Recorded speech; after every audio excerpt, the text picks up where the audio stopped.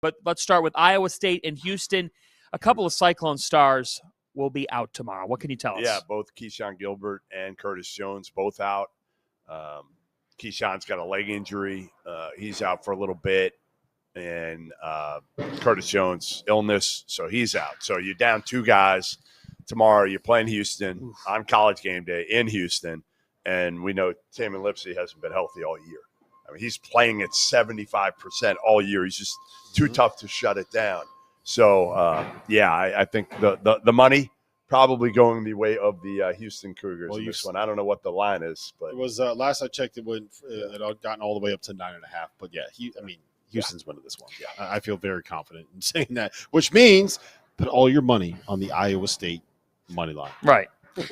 Number 6, Tennessee. At number 7, Texas A&M. A&M 9-4 in conference play. Tennessee at 8-5. 2 defensively oriented teams. The ball pressure in this one's going to be high. Could be a 1st to 50 game. It's going to be the ugliest basketball game of the year. I feel very, very comfortable. I don't know about that. The ugliest basketball game of the year. There might be a lot of points scored, but it's going to be turnovers. There's going to be missed shots. There's going to be offensive rebounds. There's going to be some dunks. At least 2 broken noses. Maybe a chipped tooth. A&M's favored by 1.5. Who's going to win the game in College Station? Good old Rocky Top. Wow. I didn't have him breaking out. Xfinity Live's over here, though, tonight. He might be heading out. Look pretty good. Yeah. They got karaoke over there. Oh. What do you think, Buzz or I'm going with the Buzzsaw. I'm going with the Buzzsaw on this one at home. I like this team now. They got 2 guards that can put it on the floor. Take some, Zurich Phelps really takes some pressure off Wade Taylor, and they play so hard. They do, and they're built for Buzz Williams. Yeah. I despise watching them play. I'm sorry, A&M. It's ISO ball. Let Wade Taylor take a shot, and then go try to get the offensive rebound. Let Zurich Phelps take a shot, go try to get the. No, it's true. It's true. Look, I just don't enjoy watching that. In a game of 2 terrific defenses, it's which backcourt's going to step up in this one. You got Taylor and Phelps on one side, and you've got Ziegler and Lanier on the other. Tennessee, I will say this about them. They lost to Kentucky last week. They did not look very good against Vandy. They needed a valiant second half. You wonder, did Barnes just say, bury him off the game? Hey, we won tonight, but we better be ready for College Station. Or A&M. A&M's coming off an ugly performance because Miss State. Timing is everything. I'm with you. I like A&M at home to just grind it out and find a way. Let's move on. Alabama is hosting the shorthanded Kentucky Wildcats. Offense will be aplenty. Do you like the Crimson Tide to respond? Jackson, no Lamont Butler. Have we gotten the I don't know if it's come out yet. It probably is already out. If they're my guess is we would have got someone would have tweeted it, but either way, I doubt that they would be playing. I think we would have gotten a little bit more heads up about it. But if you don't have Jackson Robinson and you don't have Lamont Butler, it's going to be. Any concerns about Alabama after the other night? A little bit. I have a little bit. They kind of got punked physically, and the concern about them is they're not the 3-point shooting team we thought that they were going to be this year. And if you're not this great 3-point shooting team and you're getting punked physically as well, it's a little bit of a concern, right? Because their whole thing was, all right, we're not as good of a 3-point shooting team, but we're going to get to the offensive glass and we're better defensively. They're both out.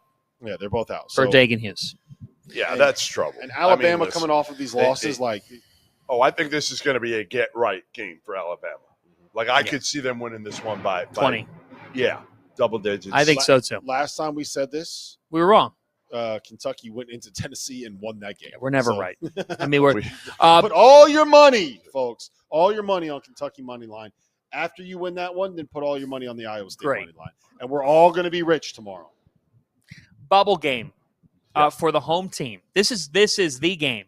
They are right ahead of the cut line and are feeling the 68 every Monday and Friday. You can see the archive of the show earlier tonight. They are in our last 4 in. SMU is hosting Clemson.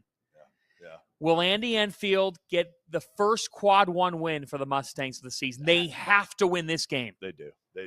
I don't think they get it. I think Clemson ends up winning on the road. Clemson's been sneaky good, and I don't think we've given them enough credit for what they've done, not only this year but last year as well. And losing P.J. Hall, Brad Burnell's done a hell of a job with this team. I think Jaden Zachary was one of the most underrated additions because he brings them that toughness. a guy who can guard anybody. He makes enough shots. So I'm going Clemson on the road.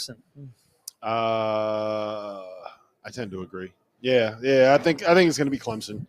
Ian Shufflin's going to be too much inside. I just think Brad Burnell finds a way to be able to get this done. I don't trust SMU this year. I don't either. I just don't trust them. But the desperation, I have picked the ponies twice on this Friday night show this season and have been the pony's flown by me. You're out of the pony doesn't want me riding it. Well, I'm hopping back on the horse, and I'm going to take SMU. I'm going to take the Mustangs, and George W. Bush comes out a winner tomorrow. What do you got? Slate phenomenal. That's what I was just going to run to. Holy crap. And we're going to be at the Garden. For Duke, Illinois. For Duke, Villanova. And Doster's going to have his laptop up and the 4 we'll games. be watching 4 games at one time, baby. So let's run through. Let's run through here because we got about 2 minutes. So in the 8 o'clock window here, you're talking about Duke and Illinois. You're talking about St. Mary's and Gonzaga. Yeah, at Gonzaga. Big game for the Zags. Give me more here. What else we got? Gonzaga's the other ones. Missouri at Arkansas. If Arkansas wins that game, they're probably on the right side of the bubble or right there.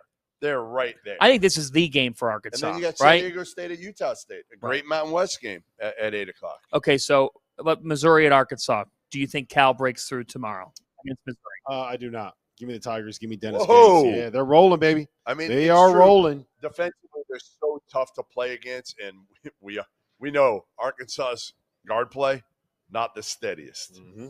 Duke is favored by 8.5. Do they roll? Cooper at the Garden. I'm so excited for this tomorrow night.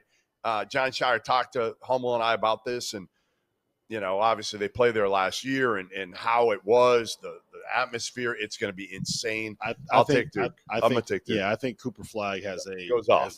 I think he has a hello. I think we see why Duke can cut down the nets in April on Saturday night at Madison Square Garden. We shall see.